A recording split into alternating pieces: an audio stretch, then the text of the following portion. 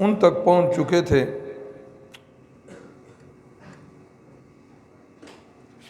اور ان کے اندر بھی غزوات اور سرایا کی تعداد کل میں نے بتا دی تھی، اور جنگ کی بھی دو قسمیں ذہن میں رکھیے گا۔ ایک جنگ اقدامی ہوتی ہے اور دوسری جنگ دفاعی ہوتی ہے۔ اقدامی جنگ یہ ہوتی ہے کہ دشمن کا اس کے گھر جا کر مقابلہ کیا جائے، اور دفاعی جنگ یہ ہوتی ہے کہ ہم اپنے گھر میں بیٹھے ہوئے ہیں، دشمن اوپر سے آ کر ہم پر حملہ آور ہو جاتا ہے، تو اس جنگ کو دفاعی جنگ کہتے ہیں، گویا کہ ہم اپنا دفاع کر رہے ہیں۔ حکم ان دونوں جنگوں کا یہ ہے، اقدامی جنگ کافروں پر جا کر حملہ کرنا یہ فرض کفایہ ہے۔ فرض کفایہ کا مطلب کہ مسلم معاشرے میں چند افراد اس کام کو کر لیں، اجر اور ثواب کے مستحق تو وہی ہوں گے جنہوں نے یہ کام کیا ہوگا، البتہ باقی سب لوگوں سے گناہ ختم ہو جائے گا، کوئی بندہ مجرم اور گناہ گار نہیں ہوگا۔ اور اگر مسلم معاشرے کے اندر کوئی بندہ یہ کام نہیں کرے گا تو سارے کے سارے مجرم اور گناہ گار ہوں گے۔ یہ ہے فرض کفایہ۔ یہ جو ہم جنازہ پڑھتے ہیں وہ بھی فرض کفایہ ہے نا، یعنی محلے سے 10 بندے بھی پڑھ لیں، ان کو اجر مل جائے گا، باقیوں سے گناہ ختم ہو جائے گا، اور کوئی بھی نہیں پڑھے گا تو سب مجرم ہوں گے۔ تو یہ اقدامی جہاد ہے کہ یہ فرض کفایہ ہے۔ اور دوسرا دفاعی جہاد، جس وقت دشمن مسلم کسی ملک کے اوپر حملہ کر دے تو اس وقت جہاد جو ہے یہ فرض عین ہو جاتا ہے۔ فرض عین کا مطلب ہر بندے پر الگ الگ فرض ہے، اور جس وقت یہ معاملہ بن جائے اس وقت اولاد اپنے والدین کی اجازت کے بغیر، غلام اپنے آقا کی اجازت کے بغیر، کسی سے اجازت لینے کی ضرورت نہیں، ہر بندہ جتنا حصہ ڈال سکتا ہے، دشمن کا جتنا مقابلہ کر سکتا ہے، دشمن کا جتنا نقصان کر سکتا ہے وہ نقصان کرنا ہوتا ہے۔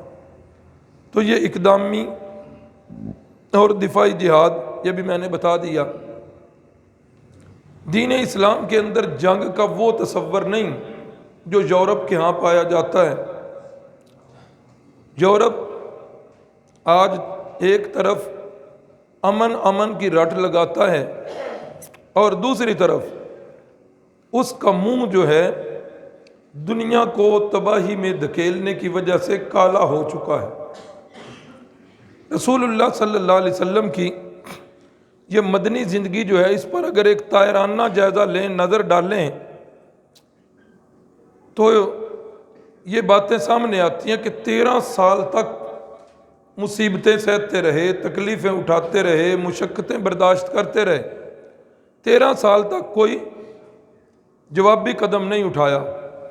10 سالہ یہ زندگی ہے، اور اس کے اندر بھی میں نے بتایا تھا کہ 26 یا 27 غزوات ہیں، یا امام بخاری رحمہ اللہ کی تحقیق کے مطابق 19 غزوات ہیں، اور 56 کے قریب جو ہیں وہ سرایا ہیں۔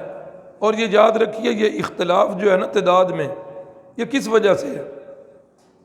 ایسا ہوتا تھا بعض اوقات ایک سفر کے اندر 2 3 جنگیں ہو جاتی تھیں۔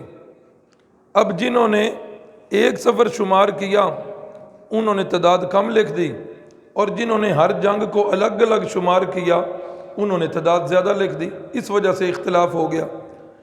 تو یہ کل جنگیں اور کل غزوات سرایا میں نے کل بتا دیے تھے، لیکن آپ سن کر حیران ہوں گے کہ ان ساری جنگوں کے اندر، غزوات ہوں یا سرایا ہوں، جن جنگوں میں رسول اللہ صلی اللہ علیہ وسلم بنفس نفیس تشریف لے گئے ہیں وہ جنگیں ہوں، یا جن میں تشریف نہیں لے گئے صحابہ اکرام کو بھیجا ہے وہ جنگیں ہوں، ساری کی ساری جنگوں کے اندر 259 مسلمان شہید ہوئے، ساری جنگوں میں 250 کے قریب 259 مسلمان، اور ان ساری جنگوں کے اندر کفار کی تعداد ہے 759۔ کتنی حیران کن تعداد ہے۔ اور معاشرے کے اندر امن برپا ہو گیا ہے کہ جہاں جہاں اسلامی پرچم لہرایا ہے وہاں مسلمان تو مسلمان رہ گئے، کفار بھی امن کے اندر ہو گئے۔ اتنا بڑا عالمگیر پیغام، اتنے بڑے عالمگیر نبی پاک صلی اللہ علیہ وسلم، اور اتنا ایک انقلاب آیا معاشرے کے اندر، تو جنگوں کے اندر صرف 259 مسلمان شہید ہو رہے ہیں اور 759 کفار جو ہیں وہ مر رہے ہیں، اور معاشرہ سارے کا سارا بدل چکا ہے۔ اور آج یورپ نے کیا کیا؟ امن کی رٹ لگانے والا، دوسروں کو امن کے درس دینے والا،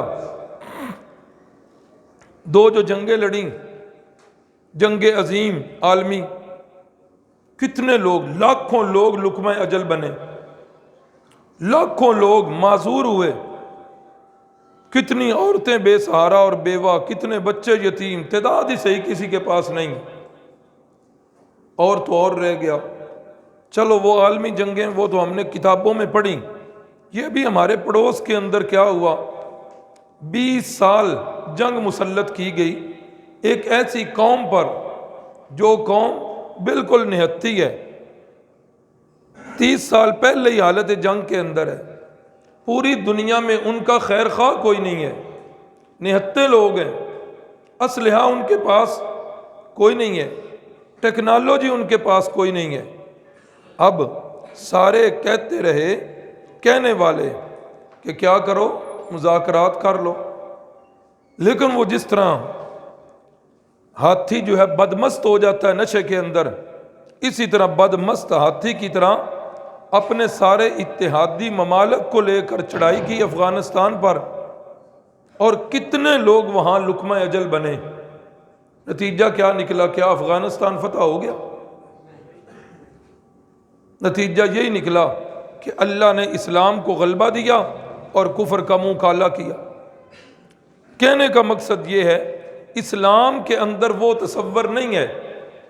اسلام کہتا ہے لا اکراہ فی الدین، دین کے قبول کرنے میں کوئی جبر نہیں، من شاء فلیؤمن ومن شاء فلیکفر، جس کا دل کرتا ہے ایمان لے آئے اور جس کا دل کرتا ہے کفر پر قائم رہے، زبردستی کوئی نہیں ہے۔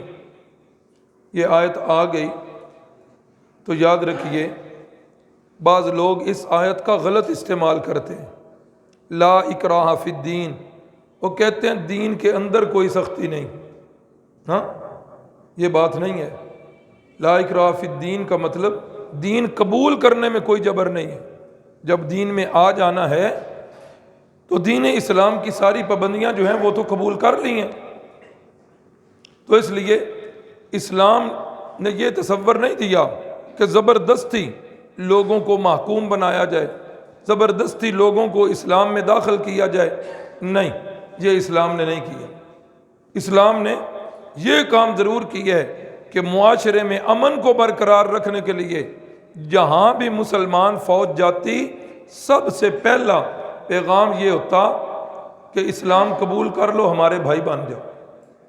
اور جس نے اسلام قبول کیا ہے، خواہ وہ رنگت کا انتہائی کالا ہے، خواہ وہ پیدائشی النسل غلام ہے، لیکن مسلمانوں نے اسے وہی مقام دیا ہے جو ایک عظیم مسلمان کسی کمانڈر کا مقام ہوتا تھا، وہی عزت اس نو مسلم غلام کی بھی وہی عزت ہوا کرتی۔ دیکھ لیجئے حضرت سیدنا زید رضی اللہ تعالیٰ عنہ غلام تھے، رسول اللہ صلی اللہ علیہ وسلم نے آزاد کر دیا، واقعہ پیچھے گزر چکا ہے ان کا، اور ان کے بیٹے حضرت زید، ان کے بیٹے حضرت اسامہ بن زید، نبی پاک صلی اللہ علیہ وسلم نے اپنی زندگی کا آخری لشکر جو روانہ کیا تو اس لشکر کا سالار کون تھا؟ یہی حضرت اسامہ تھے۔ بظاہر ایک غلام کے بیٹے ہیں اور اسلام انہیں سپہ سالار بنا رہا۔ تو جہاں بھی مسلمان جاتے پہلا پیغام یہی ہوتا کہ مسلمان ہو جاؤ، ہمارے بھائی بن جاؤ، جس طرح ہم رہ رہے ہیں اسی طرح رہو گے۔ اگر اسلام قبول نہیں کرنا چاہتے ہو تو دوسرا یہ ہے طریقہ کہ ہمیں ٹیکس دو، ہمارے محکوم ہو جاؤ، ٹیکس دو، تمہاری جان کی، تمہاری مال کی اور تمہاری عزت و آبرو کی حفاظت یہ ہمارے ذمے ہے، اور اس کے بدلے کے اندر ایک واجبی سا ٹیکس۔ اگر یہ بھی قبول نہیں ہے، تیسرا آپشن ہوتا تھا کہ اب آ جاؤ میدان جنگ کے اندر، پھر ہمارا اور تمہارا فیصلہ جو ہے وہ تلوار کر دو۔ اللہ اکبر۔ تو یہاں بھی بدر کے اندر جو اسباب بنے میں نے بتا دیا تھا کہ ہجرت کے بعد قریش مکہ نے عبداللہ ابن ابی کو خط لکھا، دھمکی امیز کہ ان کو نکال دو ورنہ تمہیں بھی بھسم کریں گے۔ اور قبیلہ اوس کے سردار حضرت سعد بن معاذ عمرے کے لیے تشریف لے گئے، ابو جال کے ساتھ جو کلام ہوئی، ایک وہ سبب بھی بن گیا۔ اور تیسرا سبب مدینہ پر حملہ کی تیاریاں بھی شروع کر دیں۔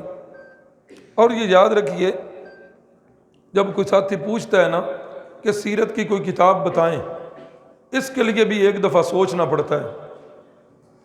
سیرت کی کتابیں جو ہے نا، جو اس کا رائٹر اور مصنف ہوتا ہے اس کے ذہن کے اندر اس کا جیسا اپنا ذہن ہوتا ہے، اس کی تحریر کے اندر لازماً اس کا اثر ہوتا ہے۔ مثلا جب بر صغیر کے اندر انگریز کا دور حکومت تھا، اس وقت جو سیرت کی کتابیں لکھی گئی ہیں، اب ان سیرت کی کتابوں کے اندر انہوں نے وہی کچھ لکھا جس سے انگریز ناراض نہ ہو جائے۔ اب یہ جنگ کہ بدر کی جنگ، انہوں نے ساری جنگیں جو ہیں وہ اقدامی دفاعی بنائی ہیں، کوئی جنگ بھی انہوں نے اقدامی نہیں بنائی کہ رسول اللہ صلی اللہ علیہ وسلم اپنے گھر میں تھے، اپنے شہر میں تھے، کفار نے اوپر سے جنگیں مسلط کی ہیں، اقدامی جنگ انہوں نے بنائی کوئی نہیں۔ اب آپ دیکھیں گے اور پڑھیں گے یہ غزوات جو آئیں گے، اس میں پتہ چلے گا۔ تو رحمت کائنات صلی اللہ علیہ وسلم دوسری ہجری ہے، آپ کو پتہ چلا کہ قریش مکہ کا ایک بہت بڑا قافلہ ابو سفیان کی معیت میں وہ جو ہے نا ملک شام کی طرف گیا ہے۔ یہ ابتدا سے جو میں بتا رہا ہوں، اور رحلت الشتاء والصیف، مکے والوں کی معیشت کا انحصار انہی دو تجارتوں پر تھا، ایک یمن کی اور ایک شام کی۔ اسی سلسلے کے اندر یہ قافلہ گیا ہے، اور ایک روایت کے مطابق سب کا ارادہ ہے کہ اس دفعہ تجارت کے اندر جتنا نفع ہوگا وہ سارے کا سارا نفع مسلمانوں کے خلاف خرچ کریں گے۔ اب یہی ہے، مدینے کے اوپر چڑھائی کی تیاریاں ہو رہی ہیں۔ بدر کے پہلا مارکا ہے، لیکن اس سے پہلے بھی چھوٹے چھوٹے جو ہے نا وہ جھڑپیں ہوئی ہیں۔ رسول اللہ صلی اللہ علیہ وسلم کو جب اطلاع ملی، آپ نے ایک صحابہ کا وفد لے کر اس قافلے کا پیچھا کیا کہ جاتے ہوئے اس پر حملہ کیا جائے اور اس کا مال اسباب جو ہے وہ لوٹا جائے۔ یہ مال اسباب تو وہی ہے جو مسلمانوں سے مکہ میں لوٹ لیا گیا تھا۔ اور دوسری بات، اگر یہ اپنی تجارت میں کامیاب ہو کر واپس پلٹے تو ان کا سارا پیسہ وہ سارے کا سارا مسلمانوں کے خلاف استعمال ہونا ہے۔ اس لیے رسول اللہ صلی اللہ علیہ وسلم کا ارادہ بنا، لیکن جس وقت وہ اس تجارتی شاہراہ پر پہنچے، یہ مدینہ شریف جو ہے نا بالکل عین اس تجارتی سڑک کے اوپر نہیں تھا، بلکہ تھوڑا سا سائڈ پہ تھا۔ تو جب اس تجارتی شاہراہ پر پہنچے تو ابو سفیان کا قافلہ شام کی طرف نکل گیا تھا۔ اب رسول اللہ صلی اللہ علیہ وسلم کے علم کے مطابق جب یہ قافلہ واپسی ہوا تو اس وقت رسول اللہ صلی اللہ علیہ وسلم نے صحابہ سے فرمایا کہ اب اس قافلے کو پکڑنا ہے۔ کون کون تیار ہے؟ لازمی نہیں کیا گیا کہ ہر بندہ چلے اور جو نہیں چلے گا اس کو سزا ملے گی یا وعید ہے، کوئی ایسی بات نہیں، بس ایک ترغیب سی دی ہے اور صحابہ اکرام جو ہے ان کو تیار کی ہے۔ اب جس وقت یہ قافلہ واپسی چلا ہے، یہاں دو تین جو ہے نا مناظر ہوں گے۔ ایک مدنی قافلہ جو مدینہ سے چل رہا ہے رسول اللہ صلی اللہ علیہ وسلم کی معیت میں، ایک جو ہے وہ ابو سفیان کا قافلہ جو تجارت کر کے واپس، کامیاب تجارت کر کے واپس لوٹ رہا ہے، اور تیسرے حالات جو ہیں وہ مکہ کے کہ وہاں کیا ہو رہا۔ اب جس وقت یہ قافلہ ادھر سے چل رہا ہے، ابو سفیان جو اس وقت تک مسلمان نہیں ہوئے تھے، انتہائی زیرک آدمی، انتہائی دانا آدمی، بڑے مدبر انسان، مکے کی سیاست میں بڑا ان کا عمل دخل ہے۔ حضرت ابو سفیان رضی اللہ تعالیٰ عنہ اپنے جاسوسوں کو آس پاس قافلے کے دور دراز تک رکھتے ہیں کہ پتہ چلے کہ کوئی بندہ جو ہے قافلے کو لوٹنے والا نہ ہو، اور ان کو یہ ڈر اور خطرہ تھا مسلمانوں کی طرف سے۔ اب جس وقت وہ مدینہ شریف کے محاذات میں پہنچے، برابری میں پہنچے، یہاں زیادہ خطرہ تھا۔ ایک چشمے پر پانی بھرنے کے لیے گئے تو وہاں دو بندے تھے، ان سے پوچھا کہ کچھ سناؤ نئی خبر۔ انہوں نے کہا اور تو کوئی نئی خبر نہیں ہے، ہاں آج دوپہر کے وقت دو اونٹ سوار ادھر چشمے پہ آئے ہیں، انہوں نے پانی بھرایا اور چل گئے۔ ابو سفیان آگے بڑھا، اب دیکھو اس بندے کی عقل مندی اور دانائی، آگے بڑھا اور آگے بڑھ کر وہ اونٹ جہاں پر ٹھہرے رہے، رکے رہے، ان اونٹوں کی مینگنیاں جو پڑی ہوئی تھیں، ابو سفیان نے ان کو توڑا، اور جس وقت توڑ کے اندر دیکھا تو اندر کھجوروں کی گٹھلیاں تھیں۔ ابو سفیان کہنے لگے یقیناً یہ مدنی جو ہے نا مدینے کے اونٹ ہیں، اور مدینے کے اونٹوں کا چارہ جو ہوتا ہے وہ کھجوریں ہوتی ہیں، اس کا مطلب کہ مدینے کا لشکر جو ہے وہ آس پاس میں کہیں موجود ہے۔ اب یہ ان کی اپنی جاسوسی کا ایک نظام ہے۔ ادھر مکے کے حالات میں رسول اللہ صلی اللہ علیہ وسلم کی ایک پھپھو جان تھی عاتقہ، مورخین کا اختلاف ہے کہ یہ مسلمان ہو کر مدینہ میں آئیں، ایک رائے یہ ہے اور ایک رائے یہ ہے کہ انہوں نے اسلام قبول نہیں کیا تھا۔ انہوں نے خواب دیکھا مکے کے اندر۔ خواب میں کیا دیکھتی ہیں کہ ایک آدمی آیا ہے مکے میں، اور وہ آدمی آ کر مکے والوں سے کہتا ہے اوے غدارو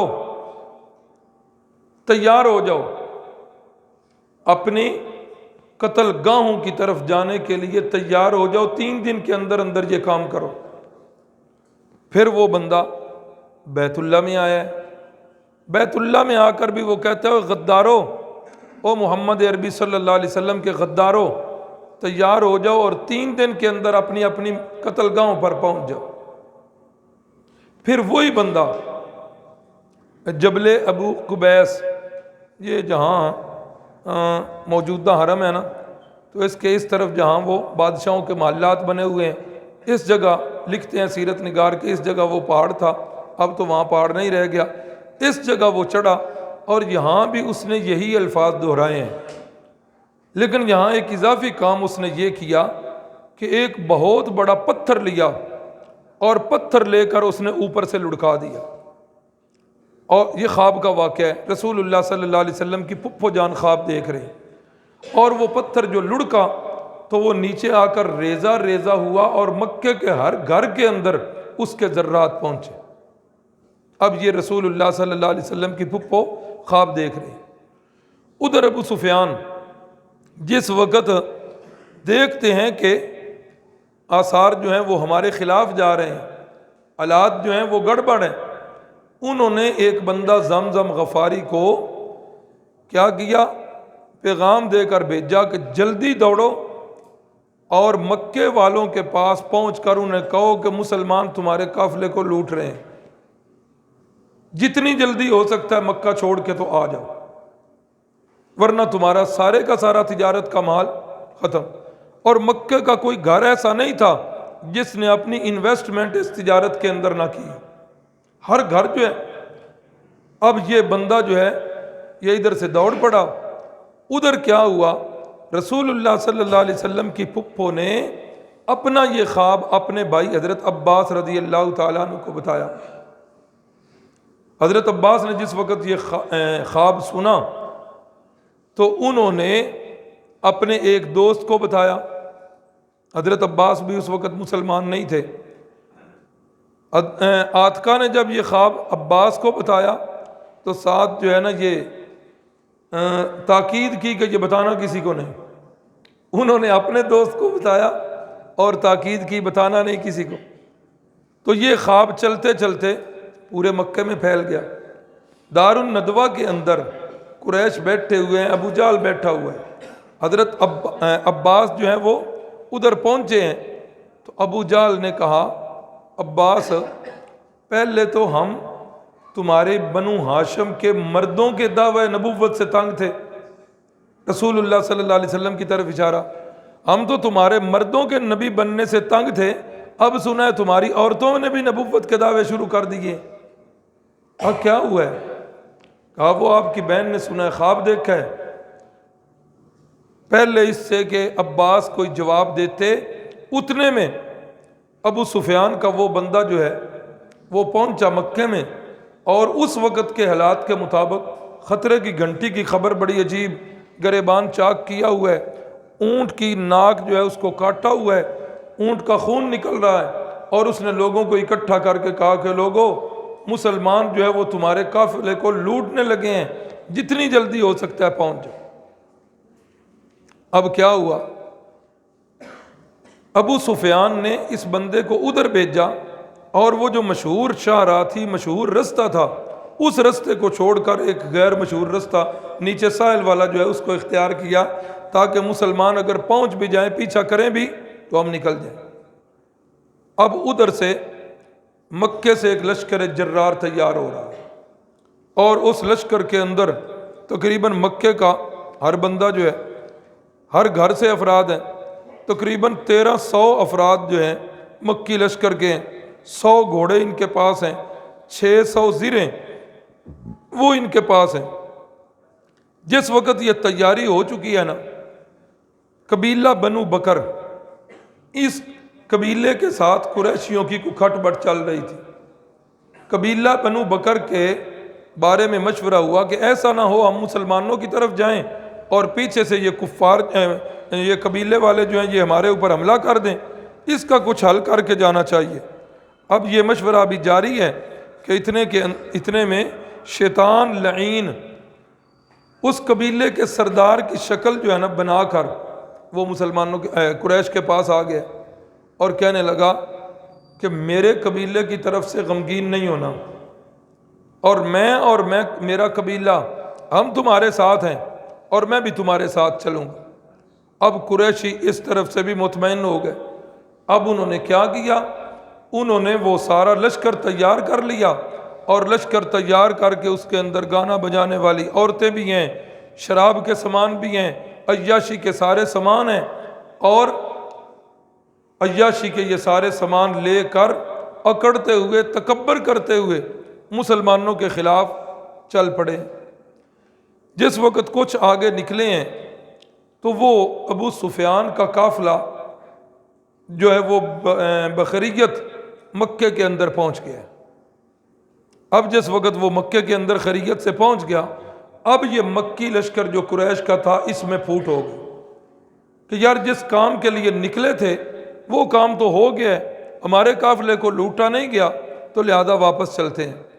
ابو جہل جو اس وقت انتہائی نشے میں تھا کہنے لگا نہیں ایسے نہیں واپس جانا، اب نکلے ہیں تو چلو ہمارے پاس سارا عیاشی کا سامان موجود ہے، بدر کے مقام پر چلتے ہیں، وہاں جا کر جشن منائیں گے اور شراب پئیں گے، گانے گائیں گے، 2-4 دن وہاں رہ کے ہم پکنک منائیں گے، اور پھر ہم جو ہے واپس آ جائیں گے. ایسے نہیں جانا. وہ جنہوں نے اس کے ساتھ اختلاف کیا وہ قبیلہ کٹ کے واپس آ گیا، تقریباً 300 کے قریب افراد تھے. تب یہ 1000 کے قریب قافلہ جو ہے یہ مسلمانوں کے ساتھ لڑائی کے لیے یہ چل پڑا. ادھر سے رسول اللہ صلی اللہ علیہ وسلم نے جب مسلمانوں کے ساتھ مشورہ کیا کہ قافلہ ابو سفیان کو پکڑنا ہے، مسلمان بھی نکلے. مسلمانوں کی تعداد 313، 14، 15، 12، مشہور روایت 313 کی ہے، تو یہ 2-3 تعداد 1-2 بندوں کے فرق کے ساتھ یہ ساری لکھی ہوئی ہیں.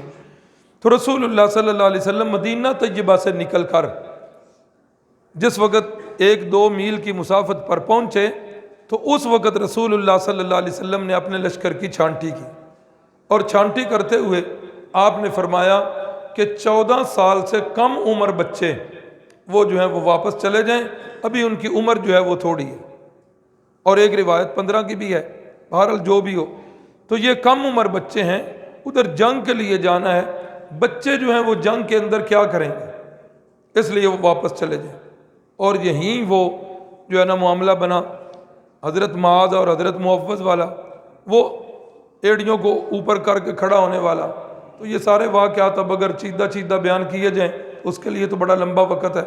تو ادھر سے چھانٹی کر کے بچوں کو جو ہے واپس بھیج دیا گیا، اور رسول اللہ صلی اللہ علیہ وسلم چلے، آگے پہنچے تو وہاں پہنچ کر پتہ چلا کہ جس قافلے کو پکڑنے کے لیے نکلے تھے وہ قافلہ تو چلا گیا، معروف راہ کو چھوڑ کر دوسری راہ اپنائی اور چلا گیا۔ اب رسول اللہ صلی اللہ علیہ وسلم نے صحابہ اکرام سے مشورہ کیا۔ اللہ کے نبی صلی اللہ علیہ وسلم، ان کا ہر کام جو ہوتا ہے وہ اللہ کے حکم سے، اللہ کی وحی سے ہوتا ہے۔ اب اللہ کے نبی جو صحابہ اکرام کے ساتھ مشورہ کیا کرتے تھے، تو یہ امت کو تعلیم تھی کہ کوئی کام بھی کرنا ہو تو مشورہ بڑا ضروری، شاورہم فی الامر، مشورہ بڑا ضروری۔ ہاں جی، کیا کریں؟ اب ایک حالت تو یہ ہے کہ جس کام کے لیے نکلے تھے وہ تو ہاتھ سے گیا، اب ایک کام تو یہ ہے کہ واپس چلے جائیں، لیکن دوسری رپورٹ ساتھ یہ بھی مل چکی ہے کہ قریش کا ایک لشکر جرار جو ہے وہ تیار ہو کر ہمارے مقابلے کے لیے چل پڑا ہے۔ اگر ہم واپس بھی جانا چاہیں تو قریش کا جو لشکر چلا ہوا ہے وہ مدینے میں آ لے گا ہمیں، تو بات تو پھر ادھر ہی آئے گی۔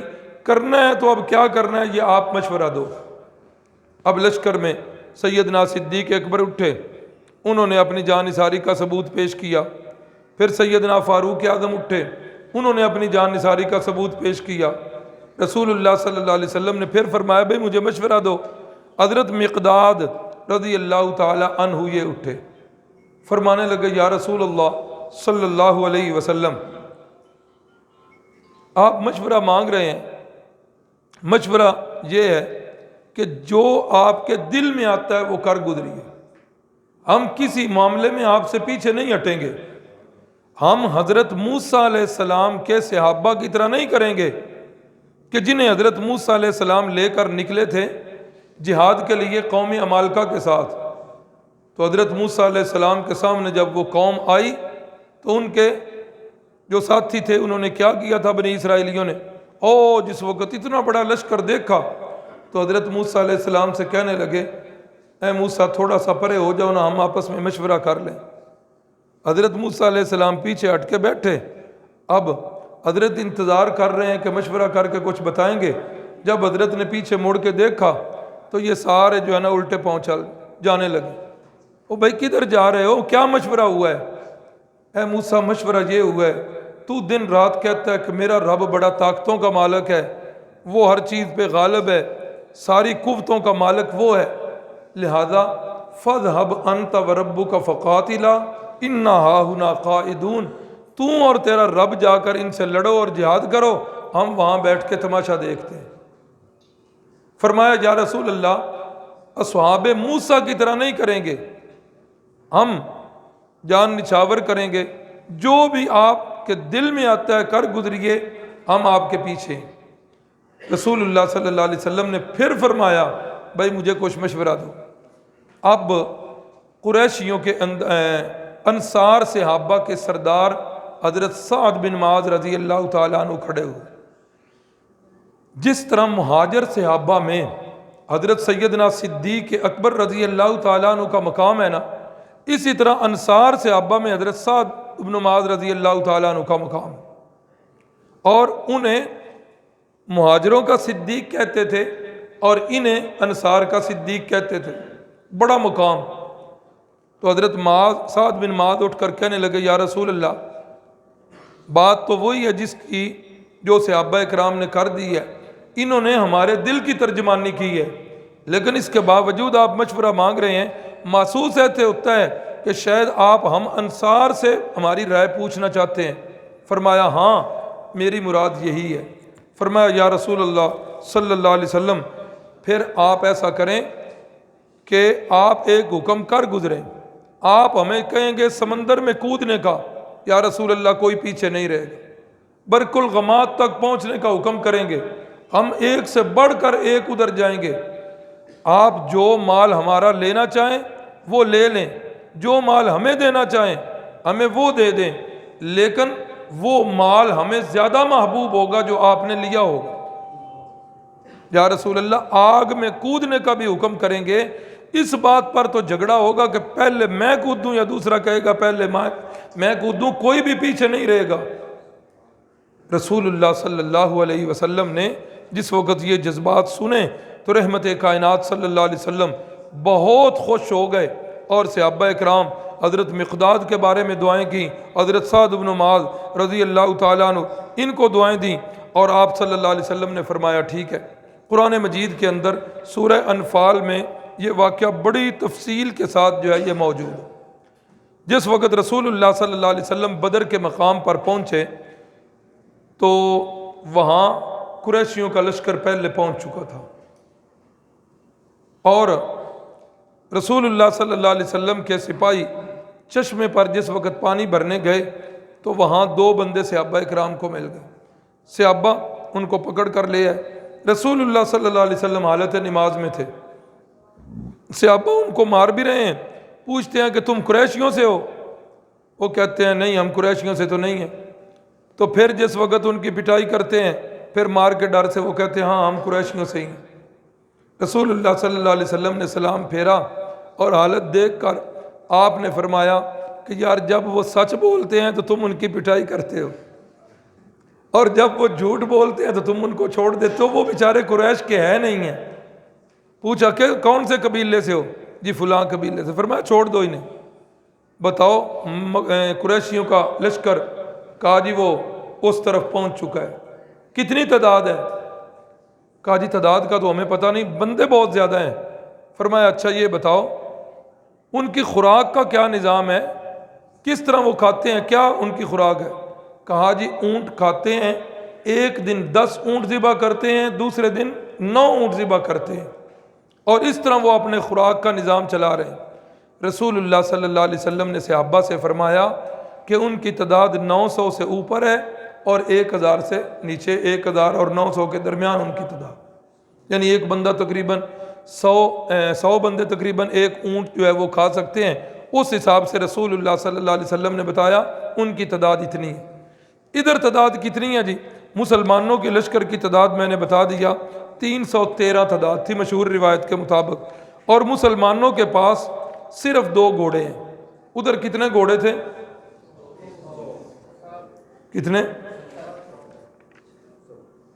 100 گھوڑے، 600 زرہیں، اور مسلمانوں کے لشکر کے اندر صرف 2 گھوڑے، اور ادھر اونٹوں کی تعداد کا پتہ ہی نہیں ہے، اتنی زیادہ تعداد ہے، اور ادھر اونٹ جو ہیں وہ ان کی تعداد تقریباً 80 کے قریب لکھی ہوئی ہے۔ اور حالت یہ ہے کہ ایک ایک سواری کے اوپر 3 بندے جو ہیں وہ سوار ہو کر چل رہے تھے۔ رسول اللہ صلی اللہ علیہ وسلم کے ساتھ حضرت سیدنا ابو لبابہ اور سیدنا علی رضی اللہ تعالیٰ عنہما، یہ دونوں رسول اللہ صلی اللہ علیہ وسلم کے ساتھ ایک سواری میں۔ جب اللہ کے نبی پیدل چلتے تو یہ دونوں جانثار کہتے یا رسول اللہ آپ اونٹ پر سوار ہو جائیں، ہم پیدل چلنا چاہتے ہیں۔ تو آپ صلی اللہ علیہ وسلم جواب میں 2 جملے ارشاد فرماتے کہ تم جو ہے نا مجھ سے زیادہ طاقتور نہیں ہو، اور میں تم سے جو ہے نا وہ کم خواہش مند نہیں ہوں ثواب لینے کا، مجھے بھی جہاد کا ثواب لینے میں جو ہے نا میں بھی اتنا ہی حریص ہوں۔ تو رسول اللہ صلی اللہ علیہ وسلم صحابہ اکرام کے ساتھ بالکل برابر میں پیدل چلتے اور اپنی باری پر سوار ہوتے۔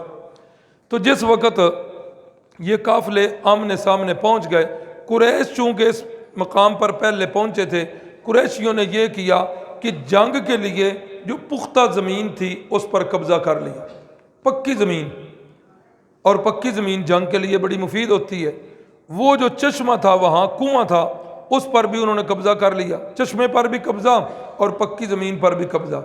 اب مسلمانوں کے حصے کے اندر جو زمین آئی وہ ذرا ریتلی تھی اور مسلمانوں کے پاس پانی کا نظام بھی نہیں تھا، اللہ رب العزت نے فرمایا قرآن مجید کے نامہ پارہ سورہ انفال دوسرا رکوع، فرمایا کہ کیا ہوا؟ وَيُنَزِّلُ عَلَيْكُم مِّنَ السَّمَاءِ مَاءً، میں اللہ نے اے مسلمانوں تمہارے اوپر بارش کو نازل کیا۔ اس بارش کا فائدہ کیا ہوا؟ فائدہ یہ ہوا کہ وہ جو پکی زمین تھی وہ چکنی ہو گئی، وہاں پاؤں پھسلنے لگ پڑے، اور جو مسلمانوں کی زمین تھی ریتلی، یہ زمین پختہ ہو گئی۔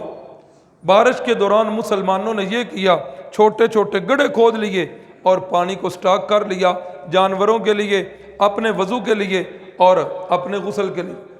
ہاں یہ بات بتانا بھول گیا کہ یہ غزوہ ہو رہا ہے رمضان المبارک کے اندر، 17 رمضان المبارک یہ غزوہ ہو رہا ہے، اور صحابہ اکرام حالت روزے سے اس غزوے کے اندر شریک ہے، حالت روزے سے۔ اور روزہ سحری بھی ایسے نہیں جیسے ہمارے ہاں ہوتی ہے کہ جب پیٹ بول کے کہہ دے کہ اب کوئی گنجائش نہیں تب ہمارے ہاتھ رکتے ہیں، اور صحابہ اکرام 2 یا ایک کھجور کے ساتھ سحری کر کے بدر کی جنگ لڑ رہے ہیں۔ اللہ اکبر۔ آج سے چند سال پہلے ایسا ہوتا تھا کہ ہمارے اس معاشرے کے اندر اگر کوئی بندہ بے روز ہوتا نا، یقین مانیے کسی عذر کے بغیر اگر اس نے روزہ چھوڑا ہوتا نا تو روزہ چھوڑ کر وہ پچھتاتا تھا کہ یار کھانے کو چیز کوئی نہیں مل رہی، پینے کو چیز کوئی نہیں مل رہی، اگر ملتی ہے تو کھاؤں گا کیسے، کس کے سامنے کھاؤں گا، اس شرم سے وہ کھاتا ہی نہیں تھا۔ اور شام کو وہ اس نتیجے پر پہنچتا یار ان دنوں تے رکھ لیندہ تے چنگا سے۔ لیکن آج حالات کیا بن گئے؟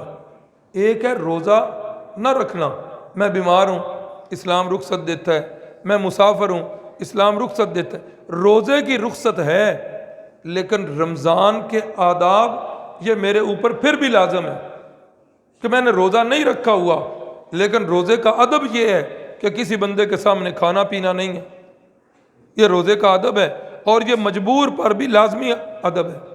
لیکن آج معاشرے میں کیا ہو رہا؟ یقین مانیے اب کچھ سالوں سے رمضان کا بازاروں کے اندر پتہ بھی نہیں ہوتا، پتہ بھی نہیں ہوتا، لوگ سب کے سامنے کھا رہے ہیں اور دیدہ دلیری سے کھا رہے ہیں، ڈھیٹ بن کے کھا رہے ہیں۔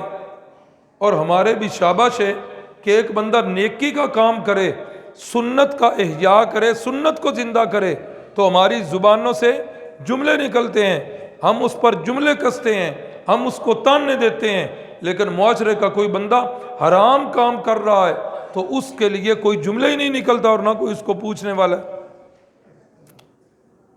تو یہ بڑا ایک جو ہے نا خطرناک پہلو ہے معاشرے کا کہ رمضان کا احترام جو سب کے ذمے تھا، بیماروں کے، مسافروں کے، وہ آج مفقود ہو رہا ہے۔ تو بہرحال عرض یہ کر رہا تھا کہ صحابہ اکرام نے یہ جنگ حالت روزے میں لڑی، اور پھر جس وقت صبح جنگ ہونی ہے رات کا وقت ہے، اور رات کے وقت میں صحابہ اکرام فرماتے ہیں رسول اللہ صلی اللہ علیہ وسلم آئے میدان بدر میں، اور آپ نے نشان لگا کر بتایا اس جگہ پر ابو جہل جو ہے مر کے گرے گا، اس جگہ عتبہ گرے گا، اس جگہ شیبہ گرے گا، اس جگہ ولید گرے گا، اس جگہ فلاں کافر، اس جگہ فلاں سردار، اس جگہ فلاں سردار۔ صحابہ اکرام فرماتے ہیں قسم ہے اس ذات کی جس نے ہمارے نبی کو حق دے کر بھیجا، ہم نے دیکھا دوسرے دن کہ جب وہ کفار مرے ہوئے تھے تو اس جگہ سے 1 انچ بھی آگے پیچھے نہیں، انہی جگہ پر مرے ہوئے تھے۔ اور یہ ساری بات اللہ رب العزت اپنے پیارے محبوب کو بتا دیا کرتے تھے وحی کے ذریعے، اور یہ باتیں ہوتی تھی۔ چونکہ یہ بات پہلے تفصیل سے ہو چکی کہ آپ کا علم اس کے تو کیا ہی کہنے، سارے انبیاء سے بڑھ کر سب سے زیادہ علم میرے نبی پاک کا ہے، لیکن ہر بات کا علم عالم الغیب والشہادہ یہ میرے نبی کی صفت نہیں، یہ کس کی صفت ہے؟ یہ اللہ کی صفت۔ اللہ اکبر۔ تو اب صبح جنگ ہونی ہے، رات کو صحابہ اکرام جو ہے وہ سوئے ہوئے ہیں، قربان جائیے ایسے قائد پر، فوجی سو رہے ہیں، قائد جو ہے وہ جاگ رہا۔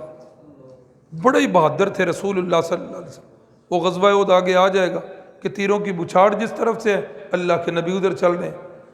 اور ہجرت کے بعد ایک رات ایسی بھی آئی جب تک اللہ کی طرف سے گارنٹی نہیں تھی نا، بعد میں تو اللہ نے گارنٹی دے دی، واللہ یعصمک من الناس، اے میرے محبوب آپ کو لوگوں سے ہم نے بچانا ہے، آپ اپنی پرواہ نہ کریں۔ اس کے بعد رسول اللہ صلی اللہ علیہ وسلم نے اپنے باڈی گارڈ جو ہے واپس کر دیے، انہیں کہا جب آپ جا کے آرام کے ساتھ سکون سے سو جاؤ۔ اس سے پہلے مدینہ شریف پر باقاعدہ رات کو پہرا دیا جاتا اور صحابہ اکرام پریشان رہتے کہ کہیں قریش حملہ نہ کر۔ ایک رات کا واقعہ کہ مدینے کے کسی اطراف میں سے کسی جگہ پر شور اٹھا، صحابہ اکرام فرماتے ہیں ہم نے سمجھا کہ شاید دشمن نے حملہ کر دیا۔ صحابہ فرماتے ہیں ہم اپنے سواریوں کو رسیوں سے کھول کر ان پر بیٹھنے کی تیاری کر رہے تھے یا کچھ بیٹھ چکے تھے، ہم نے دیکھا کہ رسول اللہ صلی اللہ علیہ وسلم پورے مدینہ شریف کا چکر لگا کر ہمارے پاس، اور فرمانے لگے کہ یہ ایسے ہی شور تھا، دشمن کی طرف سے کوئی بھی حملہ نہیں ہوا، یہ ایسے ہی کسی اور چیز کا شور ہو۔ اتنے بہادر میرے نبی پاک صلی اللہ علیہ وسلم۔ ساری فوج جو ہے رسول اللہ کی سو رہی ہے اور اللہ کے نبی جاگ رہے ہیں، اور جاگنے میں حالت کیا ہے؟ لیٹے ہوئے نہیں ہیں، حالت سجدے کی ہے اور پیشانی زمین پر رکھی ہوئی ہے، اور اللہ کے نبی اتنا لمبا سجدہ، اتنا لمبا سجدہ، اتنا لمبا سجدہ۔ حضرت صدیق اکبر جو پاس کھڑے ہوئے تھے فرمانے لگے کہ مجھے تو شک پڑا کہ کہیں آپ کی اس حالت کے اندر روح مبارک پرواز نہ کر گئی، اتنا لمبا سجدہ۔ کہتے ہیں میں نے قریب ہو کر ذرا قریب ہوا کہ دیکھوں تو صحیح، تو میں نے آگے سنا رسول اللہ صلی اللہ علیہ وسلم اپنے اللہ کے سامنے زاریاں کر رہے ہیں، اللہ کے سامنے رو رہے ہیں، اور زبان مقدس سے الفاظ جاری ہیں، اللہم، اے میرے اللہ، یہ میرے صحابہ، یہ تیرے دین کے جان نثار سپاہی، اے اللہ یہ میری عمر بھر کی پونجی، اے اللہ یہ سر سے بھی ننگے، اے اللہ بدن پر پورا لباس بھی زروں والا جنگی لباس بھی موجود نہیں ہے، اے اللہ یہ پیٹ سے بھی بھوکے، اے اللہ یہ ساری کی ساری اپنی پونجی تیرے بارگاہ میں لے کر آ گیا ہوں، اے اللہ ان تہلک ہذہ العصابہ لن تعبد فی الارض ابدا، اے اللہ کل انہوں نے کفار کے ساتھ لڑنا ہے، اے اللہ یہ میری مٹھی بھر فوج، اے اللہ اگر یہ لوگ کل کلاں کو کفار کی لڑائی میں مارے گئے تو یا اللہ پھر تو بھی سن لے، قیامت تک تیرا نام لینے والا اس دھرتی پر موجود کو نہیں ہوگا۔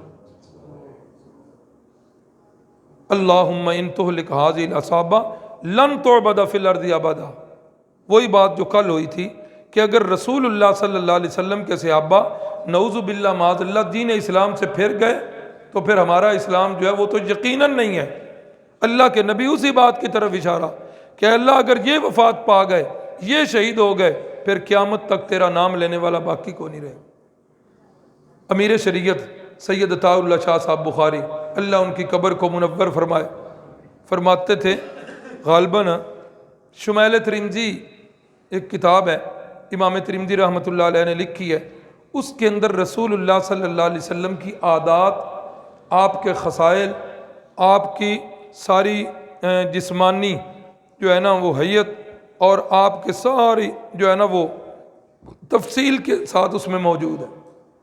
پڑھ کر ایمان تازہ ہوتا ہے۔ اب تو اردو ترجمے چھپے ہوئے ہیں، تو مشہور یہ بات ہے حضرت امیر شریعت کی طرف منسوب کہ جب میں اس نبی کی سیرت کا مطالعہ کرتا ہوں، اس کے سراپے کا مطالعہ کرتا ہوں، اتنی خوبصورت ہستی کہ جن کے بارے میں حسان کہتے ہیں نہ اللہ نے پہلے بنایا نہ اس کے بعد کوئی بنائے گا، اتنی خوبصورت ہستی، میرا دل کرتا ہے عطا اللہ اٹھ اس ہستی کو سجدہ کر، یہ ہستی سجدے کے لائق ہے۔ لیکن جب میں مطالعہ کرتے کرتے بدر کے میدان میں پہنچتا ہوں تو میں دیکھتا ہوں کہ یہ ہستی تو کسی اور کے سامنے جھکی ہوئی ہے۔ میرا دل یہ کہتا ہے عطا اللہ اتنی خوبصورت ہستی جس کے سامنے جھکی ہوئی ہے وہ کتنی خوبصورت ہوگی، تو بھی اسی کے سامنے جھک جا جس کے سامنے یہ خوبصورت ہستی جھکی ہوئی۔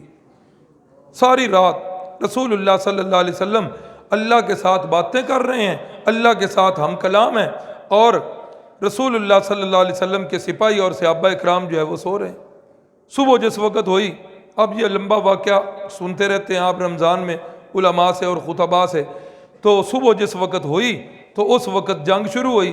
اس وقت جنگ جو ہے نا بہادروں کی ہوا کرتی تھی، ادھر سے ایک بندہ نکلا یا دو بندے ادھر سے نکلے، دو بندے ادھر سے نکل آئے، پہلے ان دو کی جنگ ہوئی، پھر جو ہے دو دو چار چار اور نکلے، بعد کے اندر گھمسان کا رن پڑا، پھر بعد کے اندر وہ ساری جنگ، یہ اس ترتیب سے جنگ ہوا کرتی تھی، آمنے سامنے لڑائی ہوتی تھی۔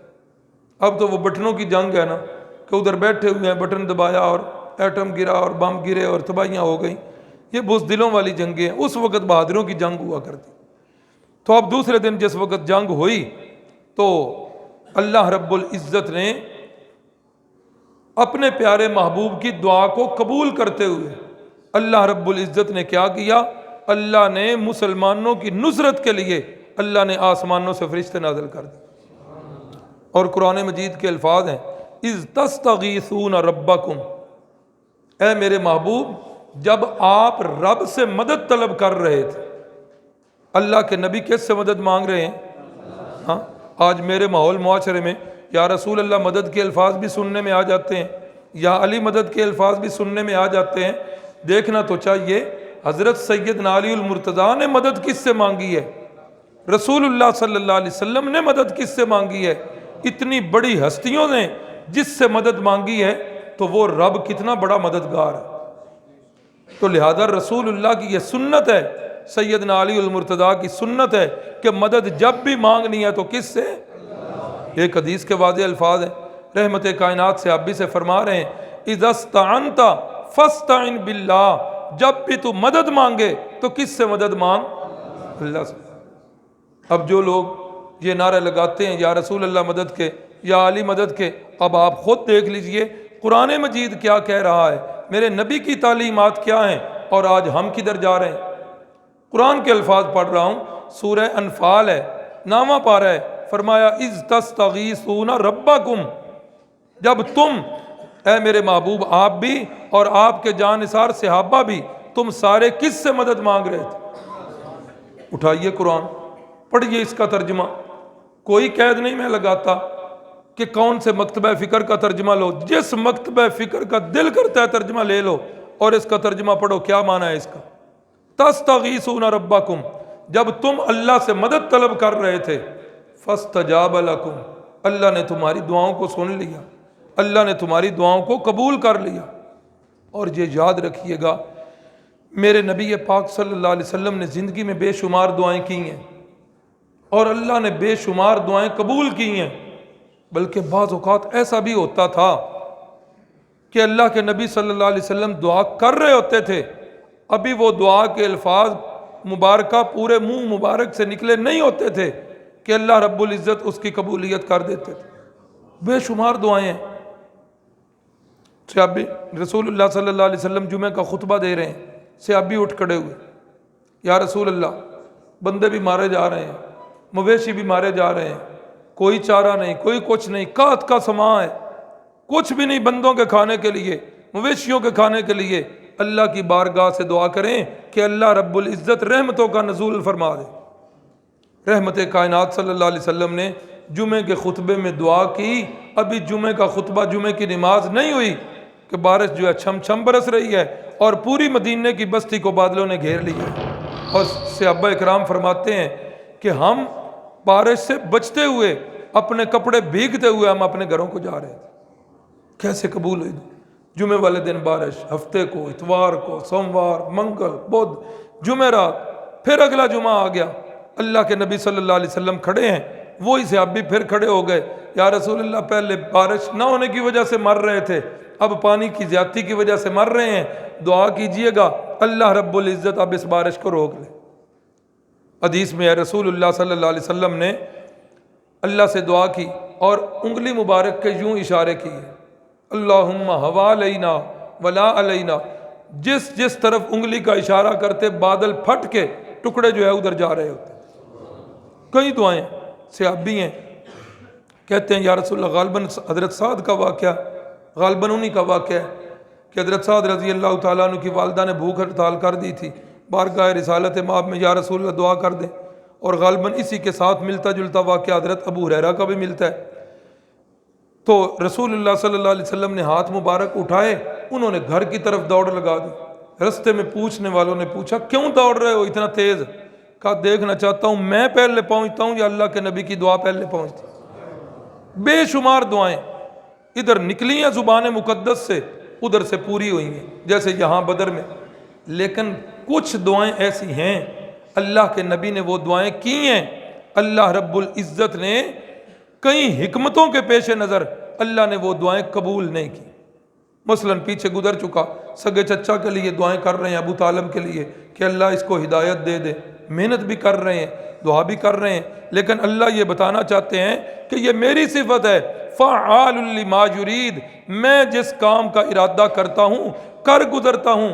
ربک یخلق ما یشاء ویختار، تیرا رب جو چاہتا ہے وہ کر گزرتا ہے۔ ما کان لہم الخیارہ، کائنات میں کسی ہستی کے پاس یہ اختیار نہیں ہے۔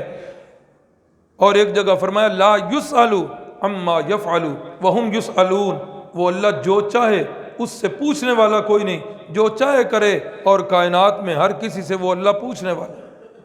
تو بعض دعائیں ایسی ہیں حکمتوں کے پیش نظر اللہ رب العزت نے نہیں کی قبول، لیکن یہاں کیا ہوا؟ اللہ فرماتے ہیں فاستجاب لکم، میں نے تمہاری دعا کو قبول کر لیا، اور دعا قبول کر کے میں نے کیا کیا؟ انی ممدکم بالف من الملائکہ، میں نے آسمانوں سے فرشتوں کو بھیج دیا۔ صحابہ کرام فرماتے ہیں ہم نے آنکھوں کے ساتھ فرشتوں کا مشاہدہ کیا کہ کسی کافر کوئی گردن کو مارنے کے لیے ہم یوں تلوار اٹھاتے ہیں اور اس کی گردن قلم ہو کے پہلے ہی نیچے ہوتی۔ اور صحابہ کرام فرماتے ہیں جنگ کے بعد ہم واضح پہچان سکتے تھے کہ کن بندوں کو ہم نے قتل کیا ہے اور کن لوگوں کو فرشتوں نے مارا ہے۔ جن کو ہم نے قتل کیا ہوتا تھا ان کی گردنوں یا جسموں پر صرف جو ہے نا تلواروں کے نشان تھے، اور جو فرشتوں کی وجہ سے مرے ان کے زخموں کے ساتھ جلنے کے نشان بھی تھے کہ فرشتوں کے ہاتھوں کے اندر وہ آگ والے کوڑے بھی تھے۔ اللہ اکبر۔ تو بہرحال اللہ رب العزت نے فرمایا کہ میں نے تمہاری نصرت کے لیے کیا کر دیا؟ فرشتوں کو بھیج دیا۔ اللہ کیا تو قادر نہیں تھا؟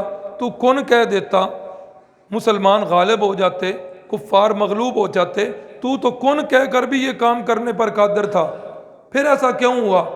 فرمایا وَلِتَطْمَئِنَّ بِهِ قُلُوبُكُمْ، وَلِتَطْمَئِنَّ بِهِ قُلُوبُكُمْ، تاکہ مسلمانوں تمہارے دلوں کو اطمینان ہو جائے کہ ہم نے اللہ سے دعا کی ہے، اللہ نے ہماری دعا کو قبول کر کے اللہ نے فرشتوں کو بھیج دی۔ اور آگے الفاظ ہیں چوتھے پارے میں بھی اور 9ویں پارے میں بھی، لفظ ہے وَمَن نَصْرُ إِلَّا مِنْ عِنْدِ اللَّهِ، اوے لوگو اللہ کے سوا مدد کر ہی کوئی نہیں سکتا، اللہ صرف مددگار ہے، باقی سارے کے سارے طلبگار ہیں۔ 22ویں پارے کے الفاظ ہیں یا ایھا الناس، اوے کائنات کے لوگو، انتم الفقراء الی اللہ، تم سارے کے سارے اللہ کے محتاج ہو اور اللہ کسی کا محتاج نہیں۔ یہی ہے عقیدہ توحید، اسی پر میرے نبی نے 13 سال محنت کی ہے، اسی کے بدلے کے اندر میرے نبی کو مارے پڑی ہیں، اسی کے بدلے میں میرے نبی کو مکہ جیسا عظیم شہر چھوڑنا پڑا ہے۔ اللہ اکبر۔ تو یہ بدر کے میدان کے اندر اللہ رب العزت کی مدد صحابہ اکرام نے اپنی آنکھوں سے دیکھی، اور یہ بدر کی جنگ بھی بڑی عجیب جنگ تھی۔ یہ جنگ کسی غیر کے ساتھ نہیں تھی، یہ جنگ اپنوں کے ساتھ تھی۔ ادھر محمد عربی کے پرچم کے نیچے صدیق اکبر کھڑے ہیں، اور ادھر ابو جہل کے پرچم کے نیچے سگا بیٹا کھڑا ہے۔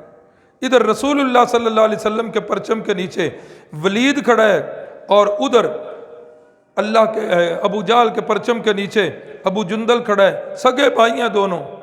اور ایسے ادھر ماموں ہے، ادھر بانجا ہے، ادھر چچا ہے، ادھر بھتیجا ہے، لیکن اللہ رب العزت نے کیا کیا؟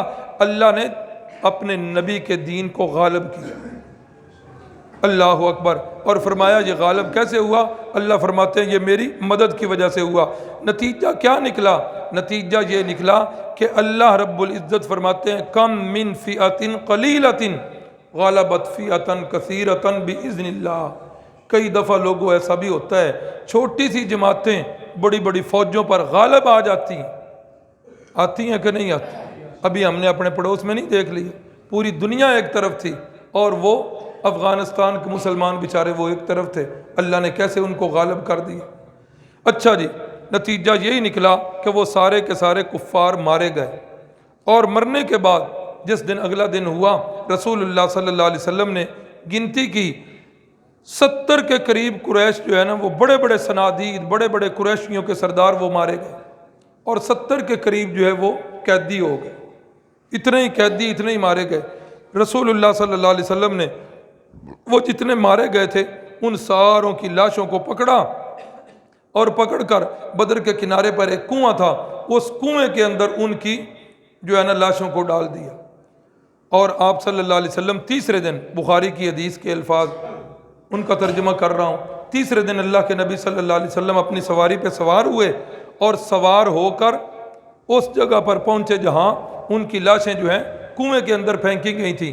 اللہ کے نبی صلی اللہ علیہ وسلم وہاں پر جو الفاظ مبارکہ نکلے، اللہ کے نبی فرماتے ہیں، اوے قریشیو، ما وجدنا ربنا حقا حل وجدتم ما وعد ربکم حقا۔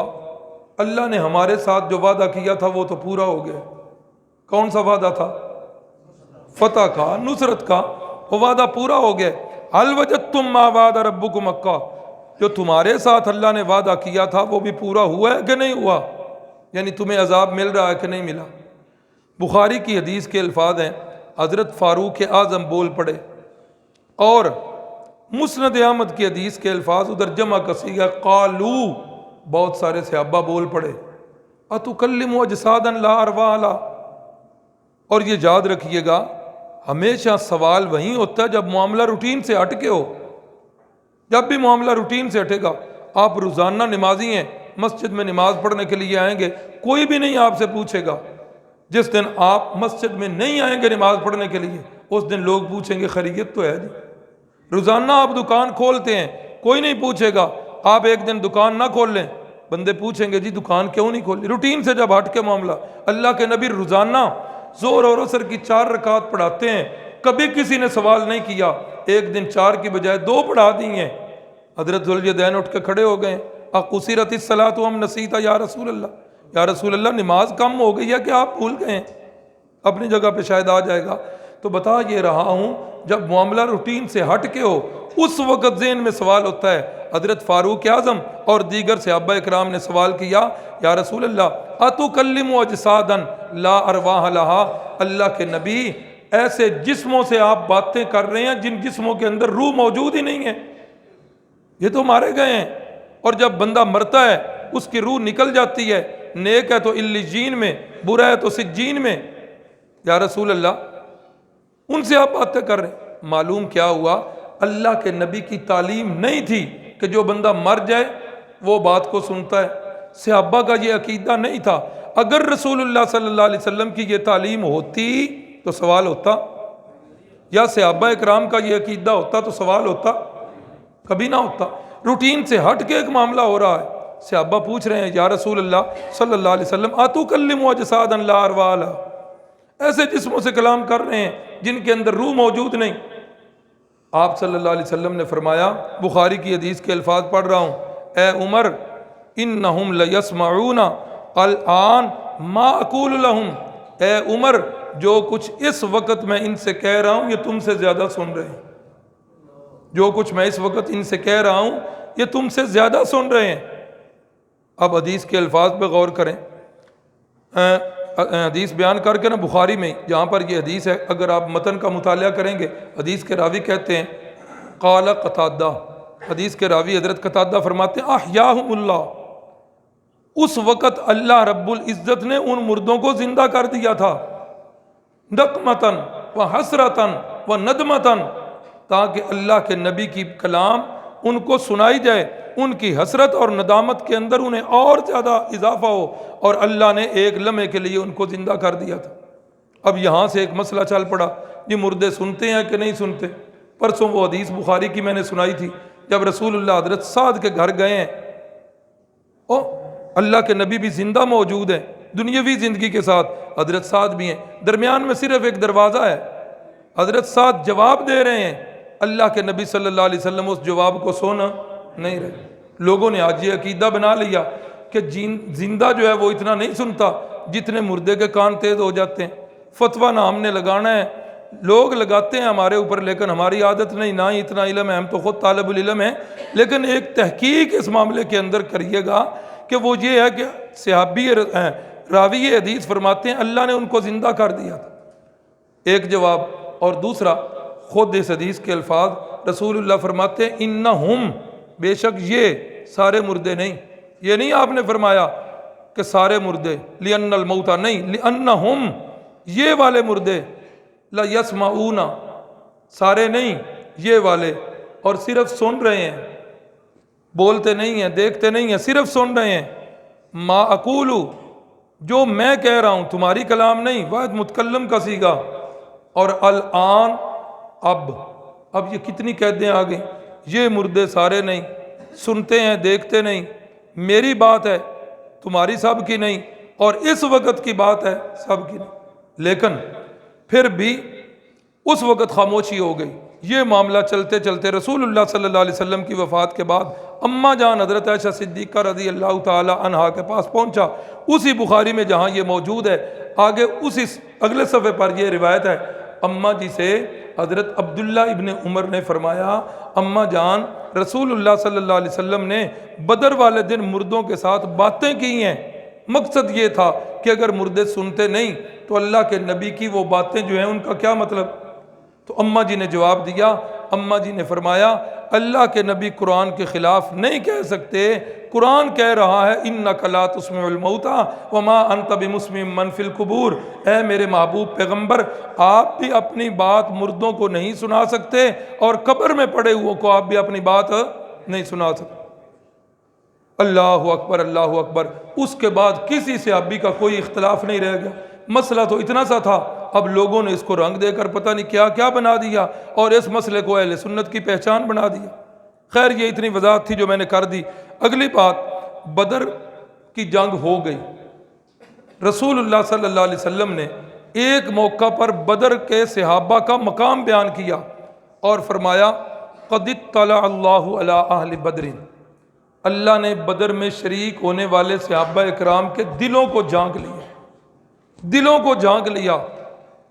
فقال، اللہ نے انہیں یہ کہہ دیا ہے اعملوا ما شئتم، او بدر کے اندر میرے نبی کا ساتھ دینے والو آج کے بعد جو جی چاہے کرتے رہو، اللہ رب العزت نے تمہارے سارے گناہ معاف کر دیے ہیں، اور ایک حدیث کے الفاظ آج کے بعد بالفرض والمحال اگر تم نے گناہ بھی کیا اللہ تعالیٰ تمہارے گناہ کو بھی نیکی کی صورت کے اندر لکھے۔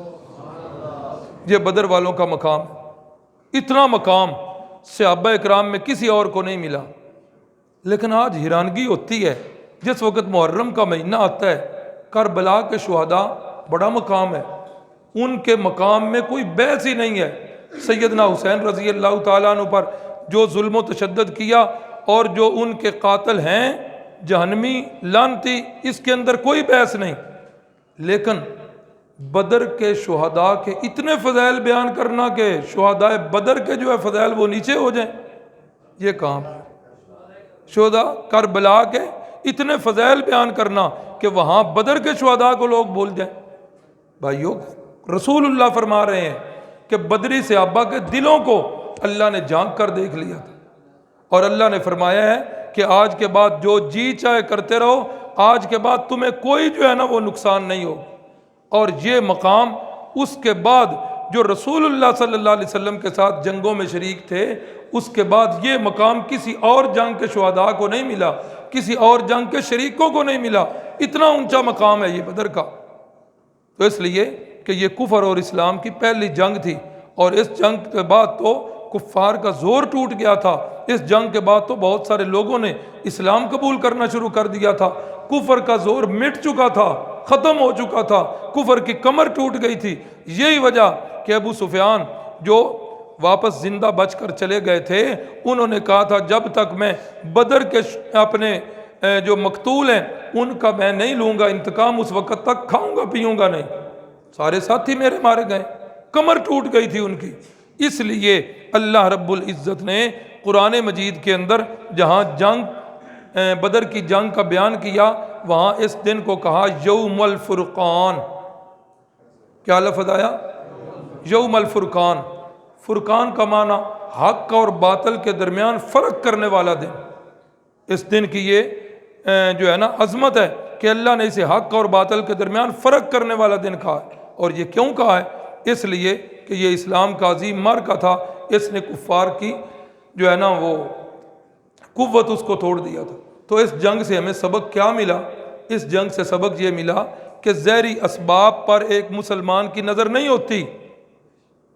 تعداد ادھر زیادہ ہے، اسلحہ ان کے پاس زیادہ ہے، ٹیکنالوجی ان کے پاس زیادہ ہے، ان کی تعداد تھوڑی ہے، ان کے پاس ہے کچھ نہیں۔ اسباب پر مسلمان کی نظر نہیں ہوتی، بلکہ مسلمان کی نظر مسبب الاسباب پر ہوتی۔ نمبر 2، اس غزوہ بدر سے یہ سبق ملا کہ مدد کس سے مانگنی ہے؟ صرف اللہ سے مدد مانگنی ہے۔ اور اللہ ایک جگہ پر قرآن مجید میں اشارہ بھی کرتے ہیں، اے میرے محبوب جس وقت تو اوپر دیکھے تو میرے علاوہ کسی اور طرف نہیں دیکھنا۔ جب تو اوپر دیکھے تو میرے علاوہ کسی اور کی طرف نہیں دیکھنا، اور جب تو نیچے دیکھے تو پھر صحابہ اکرام کے علاوہ کسی اور کو نہیں دیکھ۔ لا تعدو عیناک عنہم، میرے محبوب آپ کی نظریں جو ہیں ان سے آگے نہیں بڑھنی چاہیے۔ یہ مجھے بڑے پیارے ہیں۔ یدعون ربہم بالغداۃ والعشی، میں نے ان کو ہر قسم کی آزمائشوں کی بھٹیوں سے آزمایا ہے، یہ ہر لحاظ سے 100% نمبر لے چکے ہیں۔ اسی لیے میں نے کہا ہے رضی اللہ عنہم ورضوا عنہ، میں اللہ ان سے راضی، یہ مجھ سے راضی۔ اللہ سے دعا ہے اللہ رب العزت ہم سب کو، یہ جو کورس چل رہا ہے سیرت النبی والا، اللہ رب العزت ہم سب کو سیرت النبی پر چلنے کی توفیق عطا فرمائے۔ کل کے اعلان کے مطابق آج وہ سبق جو رہ گیا، کل انشاءاللہ وہ پہلے 15 منٹ 7:45 سے لے کر 8 تک وہ سبق ہوگا، اور اس کا عنوان میں نے بتا دیا کہ عبادتیں کیسے بنتی ہے، عادت عبادت کب بنتی ہے۔ اس عنوان سے رسول اللہ صلی اللہ علیہ وسلم کے معمولات کا وہ 12-15 منٹ کا سبق ہوگا، اور اپنی روٹین کے مطابق 8 سے 9 تک پھر یہ سبق ہوگا۔ اللہ تعالیٰ عمل کی توفیق۔